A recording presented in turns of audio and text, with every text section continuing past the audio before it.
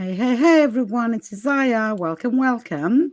So, if you're watching us live in my Facebook group, welcome. If you're listening to the replay, which is the proper way to listen to a podcast, isn't it? You are listening to Isaiah's Inspiring Evening podcast.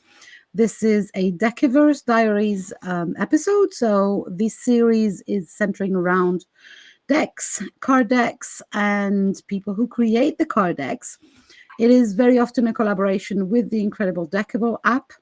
And it's all about, card stories, the amazing things that one can imagine with cards, whether they're physical or digital. And today I have invited the amazing Marina Beech. Hi, Marina. To talk about one of the very juicy topics, how to use the Akashic Records with Oracle cards. But before we go in there, I would like to introduce Marina to all of you.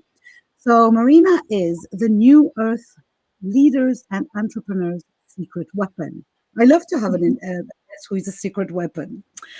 She is supporting them behind the scenes as they remove karmic energy beliefs and conditioning that hold them back from the big, bold results that they are destined to achieve, if only they knew it.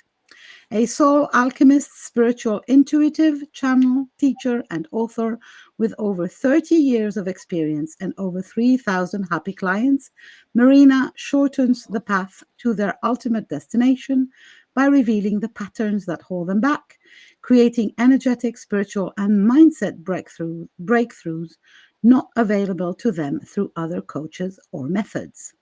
Not only that, she also trains and enables them to do this for themselves and for their own clients by certifying them in her Akashic Records method.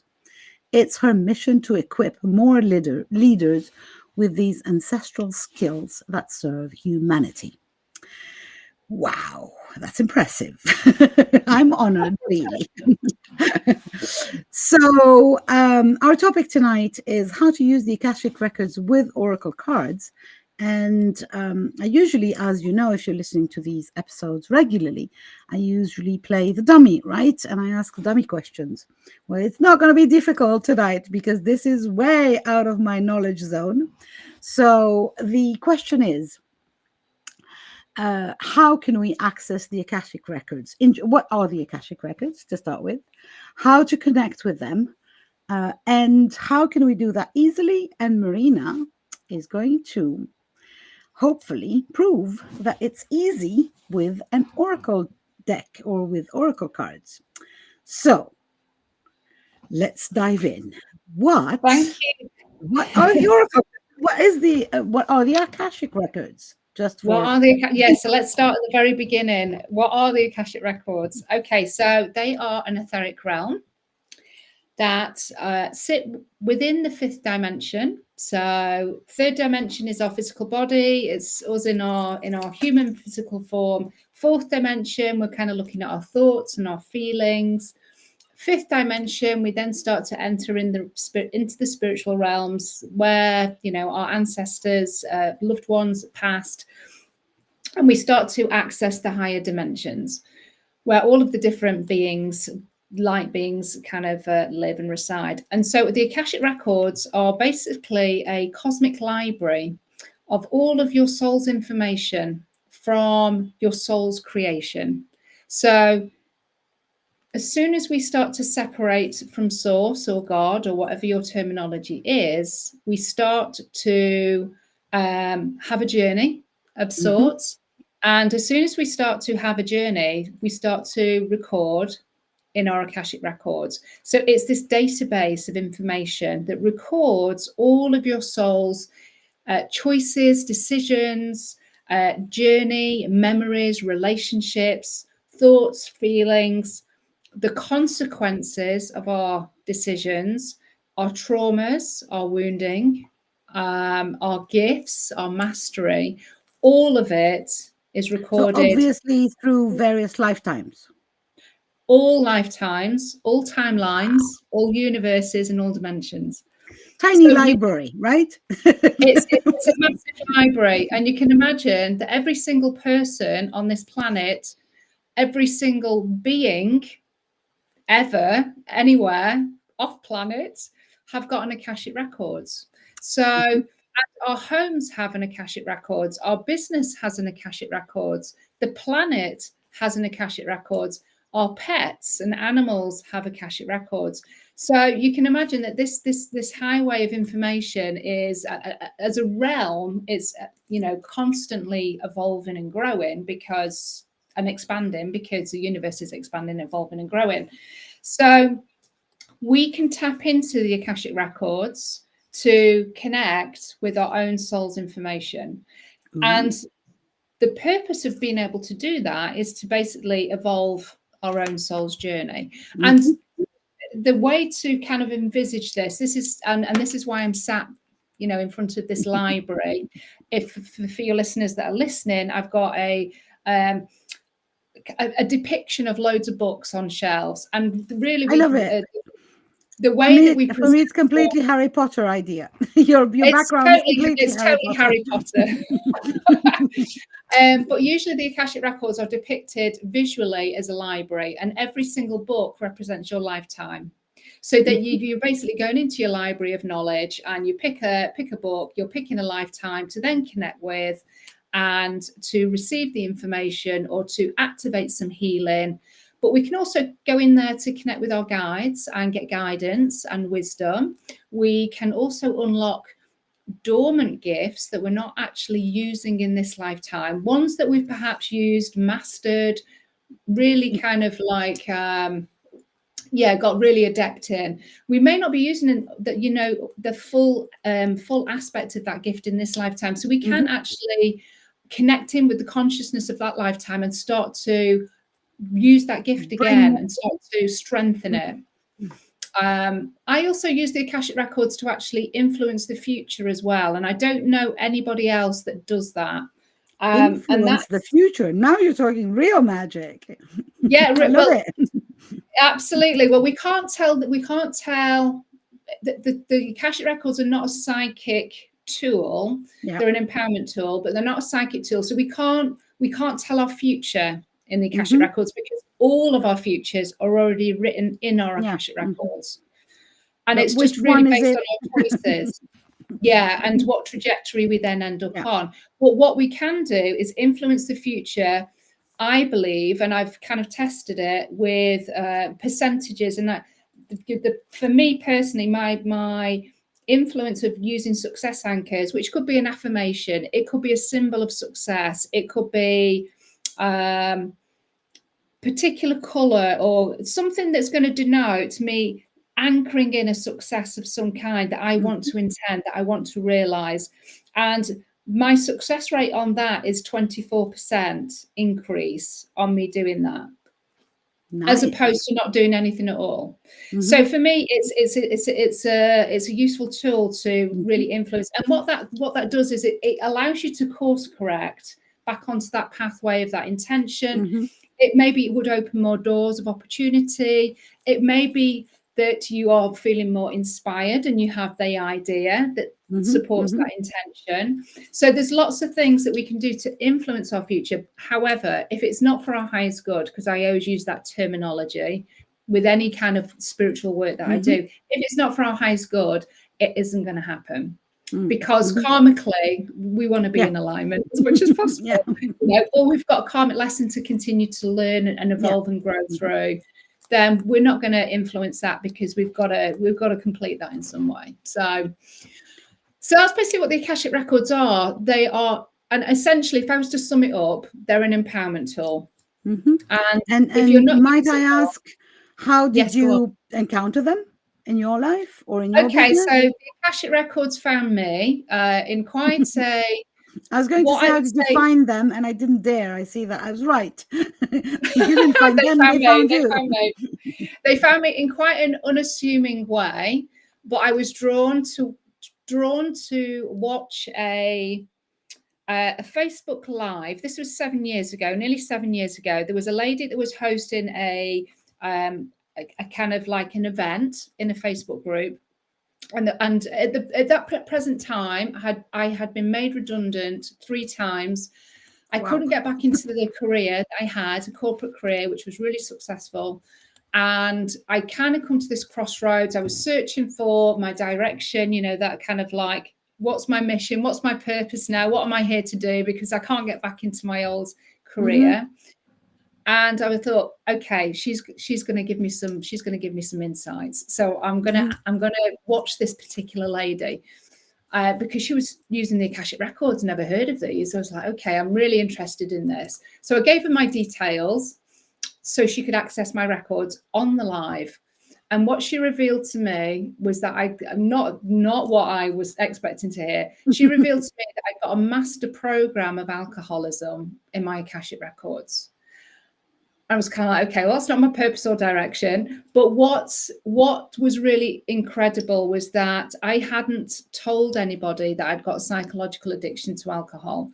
I was keeping that to myself, kept it away from my husband because of the shame. I was trying to cope with it myself, trying to get past it, trying to deal with it.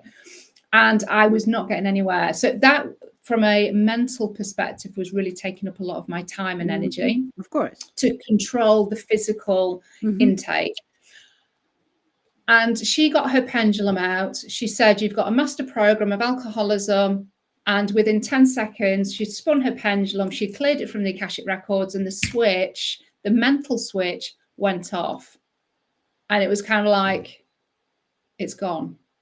The urge, the desire, the need, all of that mental battle had completely disappeared. And I was like, okay, I need to know what the Akashic Records are, and I need to learn how to use them so I can kind of not maybe get such a big breakthrough for other people. But what I've realized from that particular session was my ego needed something really big to demonstrate that this stuff works. And for me to go all in on, you know, this was my mission, this was my purpose, this was my direction. I had it handed to me, but not in the way that I thought I was going to get it. So it was beautiful. It was beautiful. And that was 7 years ago. So I've been sober for 7 years in June, and that then allowed me to really start looking at my own stuff, because I wasn't kind of battling with the mental stuff, and really start to look at my own avoidance patterns.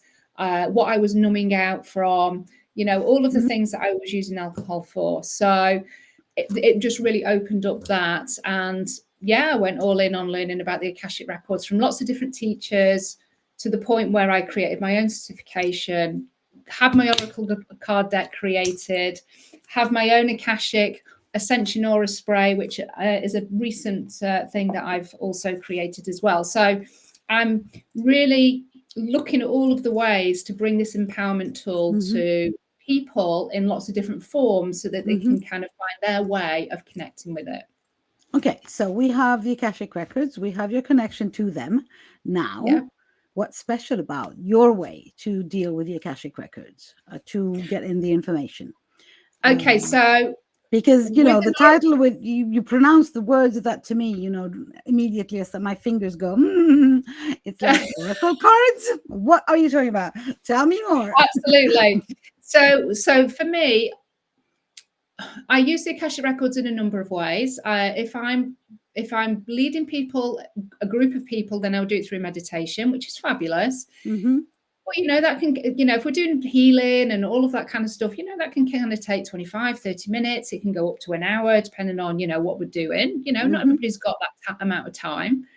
So it was kind of like, how else can we use the Akashic Records? I use them in a very conscious way. I use them with a pendulum. I use them with charts. Now, that's without the cards. Again, that's a process that we have to learn. That can take a little bit of time. But once we've learned it, it is a quick way. However, Oracle cards, people love Oracle cards. And what the Oracle cards do is they give you a visual representation to actually allow your intuition to connect with. And so so for me, creating the Oracle cards was the most practical way of using the Akashic Records, because it hits lots of intuitive gifts that we have, depending on what your style is.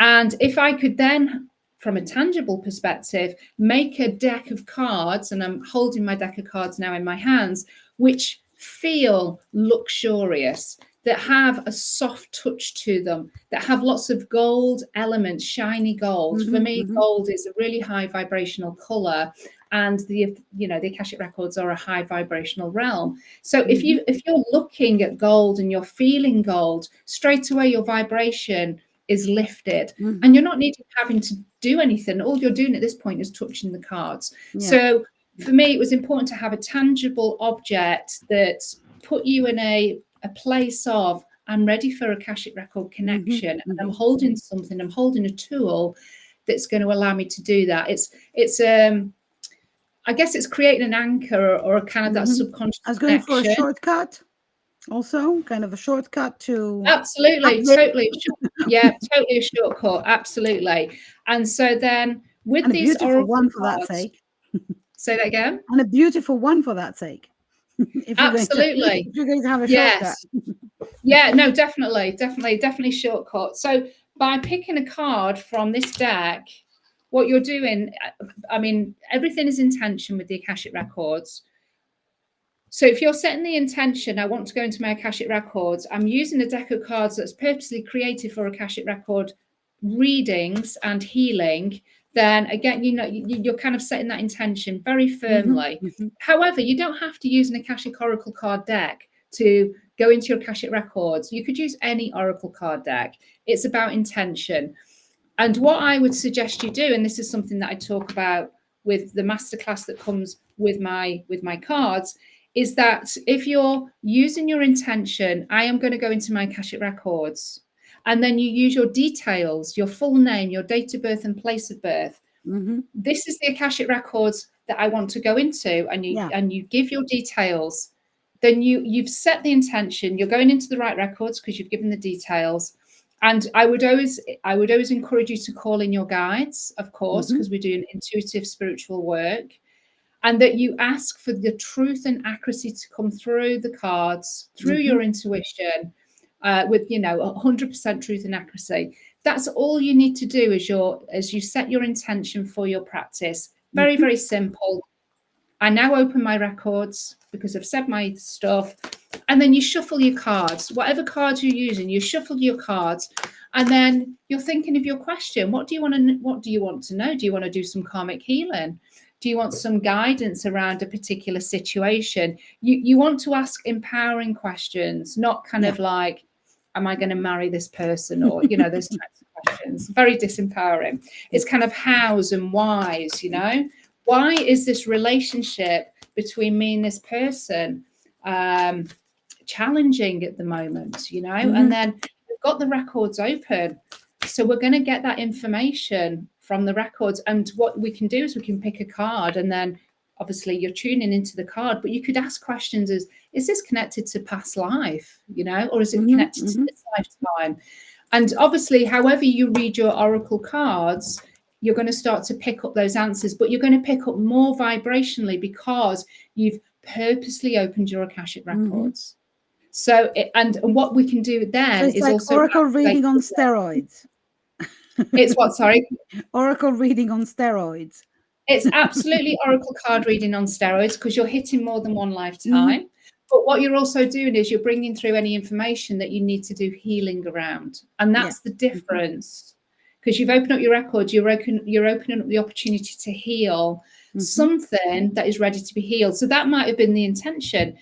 Give me a card, give me an indication of what I need to heal from my Akashic Records now that is holding me back, say, from money flow. And so you shuffle your cards, you think of that intention, you pull your card, and then you read whatever you need to read in that card, however you choose to read it. And then you can then ask, is there some healing that I can activate here? Now, this is where you can get your pendulum out, and you can do a little bit of psychic detective work with yes and no answers. You can do muscle testing. So there's always ways and means, or you can intuitively just tune into your guides and get the yes or no. And then what we can do is then activate. You can ask for healing to be done in your Akashic Records. And the simplest way, if you don't use a pendulum, is to ask for the violet flame to come into your Akashic Records and to transmute all of the, say, money blocks that are there from any timeline, lifetime, universe, or dimension, because the violet flame is under the law of one, so we can all invoke it. And you just ask for the violet flame to go through your records. Mm-hmm. And then you just sit with that and maybe visualize or just sense or feel that visual of that violet flame, just going, transmuting all that needs to be transmuted. And then you'll just know when that's completed. And then if you don't feel that you need to do any more work in your Akashic records, or you don't want to pull another card, Mm-hmm. it's really important to close down your records. Yeah. Mm-hmm. So once you've completed, you just say, I now close my Akashic records, and it is done. And voila. Voila. The thing that I love is that since we are working in the Akashic records, if I understand correctly, we are not healing only this lifetime, we're healing all the lifetimes, all the timelines. Absolutely. So if we touch and if you want to be, sorry, go on. Oh, sorry, go on. No, and if you wanted to kind of really make sure on that, what you could say is, I want to connect to all timelines or lifetimes of that particular block, or you go to the root causes of those blocks, or you just ask for the healing, to kind of be activated throughout all timelines. Yeah, that's beautiful. That seems like such an direct way to work with the Akashic records, because for I'm pretending to be a dummy, but I'm not complete dummy. Records, and there is a lot of how can I say that? There's a lot of fluff around it very often, that people kind of present it as a complicated, experts on. I love that you just go, okay, just there and go and do it. So my next question would be, so you obviously, when you started working with oracle cards around in the Akashic records rather than around, you did not have your own deck. So first you worked with other people's decks. Did you do a type of deck that was calling you, or was it just whatever? I worked with the Akashic Tarot deck, so it was the only other specific Akashic Oracle card deck that at the time I was drawn to. It was a Hay House. It was Sandra Taylor and Sandra and Killinger. I think Killinger. I can't say the surname, but it's been out for a little while now. It's probably maybe 6. Yeah, that deck's probably about 6 years old. I got it on I ordered it on sale. Yeah. And if I hear you correctly, very fast, you decided to create your own. I worked with that deck probably for about 5 years. I was using that deck for my own. Actually, maybe about 4 years, 5 years before I then had my own deck in my hand. So my deck has been out just literally a year. So I started, but the deck took about 18 months to create. So but that's did you download the information from the Akashic records for this deck? Yeah. So I worked with my guides. It was a specific project. So I worked with, it was a co-creative experience with my guides the whole time. So I downloaded each card, what chambers there were going to be. So the way that I use the Akashic records is we split them into chambers. So we've got the chambers, say, of relationships, the chamber of money or wealth, the chamber of business.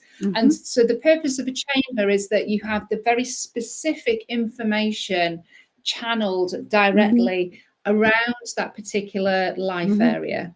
It comes through that particular channel. So there's these 7 channels or 7 chambers with 7 cards in each chamber. So I very much kind of downloaded all of that information, what each card was going to be called, and the alignment within it, the alignment message, but also then obviously the deeper, more expansive message. So that was all downloaded with my guides. Yeah. So that's 49 cards. Am I correct, math? Yeah, 49 cards. Yeah. Because we're going to show a little bit of the deck, although who are listening only will not have that. But I want to look. So, do they come with a booklet? Yeah, so the deck of cards itself is here. So it's a beautiful box that has the kind of like hinge, the hinge and Magnetic. the kind of like the magnet Mm-hmm. snap. And then the book is here, which basically is very simple. It's kind of one page per card. It has an overview, a deeper message, and then what we've got is the Akashic alignment. And the purpose of the Akashic alignment is to put the success anchor in. So Mm-hmm. whenever I do healing in the Akashic Records, it leaves a void. Mm-hmm. And I don't want the void to be filled with anything that is not beneficial for us, Yeah, because it that could makes be put sense. back in. Mm-hmm. So the alignment, the purpose of the Akashic alignment is then to say that mantra to replace the void. So Mm-hmm. when you've done healing, as I was giving that demonstration or example around, say, money blocks, Mm-hmm. then we would, whatever, say, for instance, we've got the Vows of Poverty card. Then the Akashic alignment, I'm now going to put into my Akashic Records because the violet flame has done its thing. I'm now going to put in as a success anchor, I create money and wealth with ease. And that's going to be my alignment energy that fills the void. And that's what I want to start to experience. And that also kind of not predicts, but influences the future, right? Is that what you were saying at the beginning? Absolutely. This is That's also what kind we're of doing. the thing that we send into the future, the intention or the anchor we send into the future. Absolutely. Yeah. So it serves And a double purpose. Yeah, absolutely. And I'll talk a bit more about that in the masterclasses. When we put the Akashic alignment in, what we can do is also add in that layer of visualization whilst we're holding the card, whatever. And what you can do is you can imagine that you're saying that affirmation and you're pressing it into your present lifetime book in the Akashic Records. So you're really kind of adding this extra layer of sensory feeling, visualization. You're saying the words, so you're spelling, you're putting the actual words out into the quantum field. And if you're using a pendulum and you're spinning a pendulum clockwise, which I provide a key pendulum with all of the cards as well. If you're spinning that clockwise, even if you can't use a pendulum, you can actively spin it clockwise. You're also creating a vortex of energy that's also adding another layer of magic. I'm all about layering magic as much as possible to get the best result that we can. So just wait a second. This is not me buying a deck then. I get a deck, 49 cards. I get a booklet. I get a beautiful box. I get a pendulum key. And I get access to you get a masterclass. Wow, this is so amazing. That's why it's a modality. That's why it's a modality in a box. It's not just an oracle card deck. I love that. I love that. Yeah, it's a kind of toolbox in whole. Yes. That's beautiful. I love that. So, just want to remind everyone who's listening, whether live or on the replay or the actual podcast, you will find all the information on Marina, on her website, and where to buy the deck, because that's what you want now. Around in an above or below the video, depending on which platform you're listening to. So, you can go there, and I'm sure there is a link to buy the deck, or rather, the modality in a box. I love that. It's really cool. Now, I want to know, because I'm curious, can we know the 7 chambers? You can. Absolutely. And I'm going to just to make sure that I get them in the right order. Okay, so the 7 chambers, we've got love, we've got business, self-discovery, spirituality, wealth, relationships, and vitality. Ooh, So we're kind of, so vitality is kind of about health. Relationships is definitely more connected with romantic relationships, and the love is more romantic relationships, and the relationships is kind of like family ties, friendships, all kinds of relationships. Self-discovery is very much our connection to ourselves. So we've got things like self-confidence in there, we've got inner authority, transforming fears, shadow love. So I kind of cover all aspects of our human experience, and each of the cards hold duality, so you can see the positive in the card, but you can also see the shadow in the card, and it's really what you pick up. As with all oracle cards, it's where we're at in the present moment. And so they're obviously very beautifully decorated. We know that there's gold. Did you do the Yes. artwork, artworks rather? I created mood boards, and I had an illustrator create them for me. So she added her own downloaded information to them, but I very much created the mood boards for every single Mm-hmm, one. Kind of gave her the flavor, what the influences are of the card, what the downloaded information was that supported in terms of text, and she then came up with them, and then between us, we kind of went backwards and forwards, and then I signed them off. So it was in that sense, it was a co-creative experience. mm-hmm. So she added her own bits and pieces to them, but essentially they were from my mood boards. Mm-hmm. So the whole deck was, or the modality in the box was a collaboration between the universe and two people. Yes, pretty much. I Yeah. love that. So let's be specific. How much is the modality in a box? Oh, you're in the before we go there, you're in the UK, right?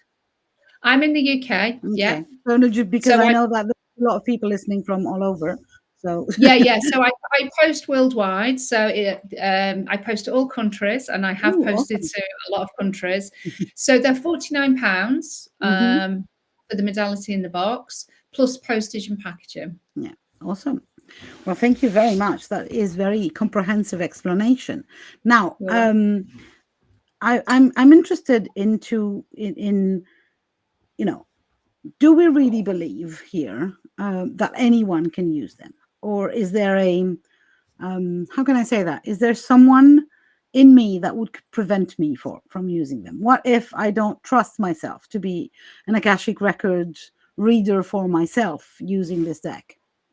Is there can the deck help me go past this kind of, because I think that there is a lot of can I say fear, or at least lack of self-trust around reading your own records. There's immediately, or at least I feel that there might be immediately am I making this up? Is this, my whole ego playing, Yeah. etc., etc.? So An element of that is going to be somebody needing to get over their own fear around reading, using cards, first of all. And that's only going to come through practice and self-belief, and really kind of having this open mind and just allowing themselves to be curious, just very much keeping an open mind. Part of the masterclass that I share with this particular deck, we do an attunement to the Akashic Records, we do an attunement to the cards, and part of that, there is a clearing that does support clearing any past life persecution around using your gifts, opening up the third eye, and supporting and any kind of misuse perhaps, or thoughts around not being able to get into the Akashic Records. I kind of cover off that in the masterclass. But over and above that, if we've still got a person that's quite nervous or believes that they could do something wrong, then there's the invocation that supports you to get access into your Akashic Records. So I'm providing all of these tools that your ego perhaps needs in order to start to build trust. But building trust is going to be built further through practice. So it's really about just allowing yourself to, have an open mind and be curious, and just start small. Just start small with a daily card of what do I most need to know today. I'll have my Akashic Records open just so I can have a feel of if I'm feeling anything different to what I would normally do without my records open. But I just get used to the practice of opening and closing them. And I'm going to just tune into this card. What do I most need to know today? Okay, what am I picking up? Okay, so I'm guessing there might be something about my inner authority. Maybe I need to have more courage, more confidence. Okay, I'll just sit with that. I will close my records for now, and I'll just then come back to the card at the end of the day. How did you get on with your inner authority through the day? Did you feel more bold? Did you feel more courageous? Or were you challenged with your inner authority? How did it show up for you? This is about self-awareness. It's about self-inquiry. And this is an empowerment tool. So we've got to empower ourselves to get over our fears in order to use the records. And I think that's with anything in life, it's not just about the records. Idea that, as a tool, it can start to work on me using the tool, if you see what I mean. It's kind absolutely, of absolutely. And what you will find when you start using the Akashic Records, inadvertently, your intuition gets stronger. I've noticed, and it opens up other gifts. So you'll have your main gift that you'll work with, but you'll start to notice that perhaps your clairvoyance comes online, your clairaudience skills will start to come online. My clairaudience skills totally came online from using the Akashic Records. They weren't there before. Yeah. And I'm not clairvoyant, I'm claircognizant. So mine's a sense of knowing. So I'm not visual. So I really have to kind of just know that this is the truth. And then my clairsentience started to come online. So I've noticed that my gifts have got stronger the more that I've used the records. Yeah, I believe that is true actually for anyone. Totally. Practice makes not perfect, but practice makes. First of all, it helps anyone get reassured on their own gifts, because if you use them, it's like riding a bike. Basically, you get better at it. Absolutely. Yeah, practice makes progress. Yeah. Oh yeah, practice makes progress. Yes, because I don't like the perfect sentence, because I'm not about perfection. Yes. Yeah. Beautiful. Now, who do you work with on a general basis with this deck? As for yourself in your business, do you work with regular people, or with business people, with entrepreneurs? It's a mix. It's mainly women. Most are on a subscription, so that means that it's a package and I see them every quarter, because we do Akashic healing as part of the session, because it's modality. And it's mainly females. It is mainly women in business, actually, but one of the ladies that I've seen today, she's just signed up for the 3rd year with me, so I can hold space and we work together 4 times through the year. She's kind of like in her late 70s.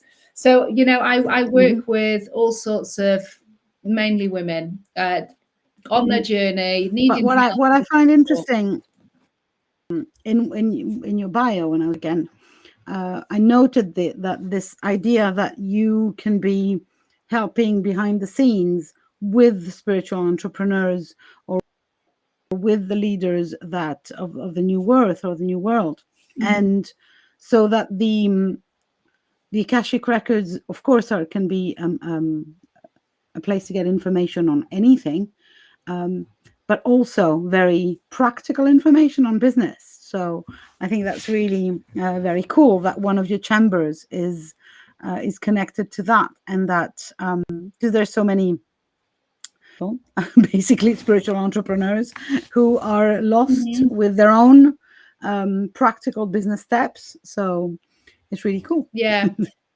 Yeah, absolutely. Yeah, and most of the women that I do serve, it is mainly business is usually the focus that we're looking at. Yeah. That's interesting. I would have thought health or love. No, but I think that energetically, that's just, I guess it's because I work in my own business a lot, and it's my main focus, and it's where I'm growing and evolving much of my time. So that's, energetically, that's the match for the client that I generally, attract. Law of attraction, right? Like energy attracts like energy. The law of resonance. Yeah, totally. Yeah. I love that. Well, so again, people who are listening, rush, go and have a look on Marina's website. Look at these cards. No, because there's part of doing a podcast and only doing it on audio is a little frustration when you're talking about a deck, that people didn't get to see how beautiful this deck is, which it is.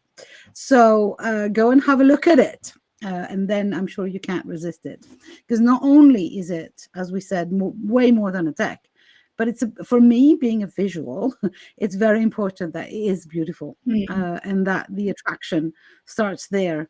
I have worked with many decks in my life, and some of them I've actually ordered on the meaning of the deck and then sent back when I saw the images for real. It was like, nope, I can't work with this, too ugly. Yeah, yeah. Not obviously, right?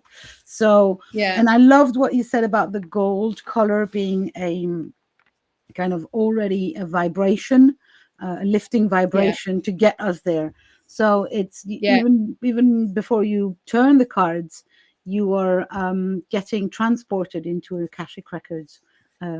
Absolutely. And what I've also kind of included, and you'll see like in a lot of the imagery, and obviously with the key pendulum, it's about unlocking your future. So what you'll find that there are hidden keys in all of the cards, and then the back of the card has a key as well, but there's hidden keys in all of the cards. So that's the symbology that's just coming through all of the cards, because it's about unlocking, it's unlocking us, you know, and we don't have to be stuck. We don't have to be stuck in our circumstances.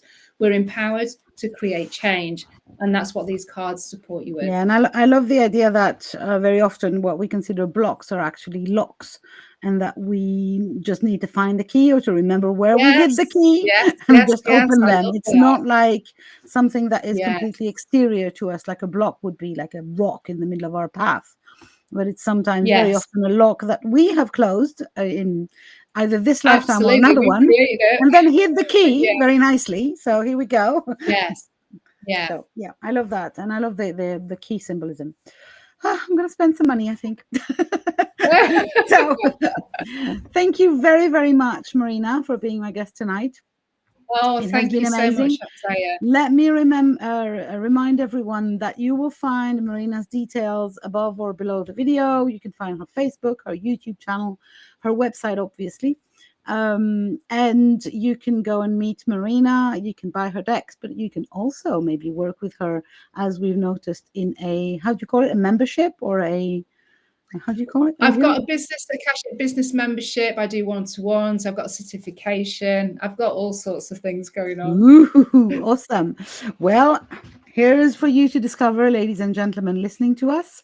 And I forgot to ask, is your deck undeckable, or is it not suitable for it to be undeckable?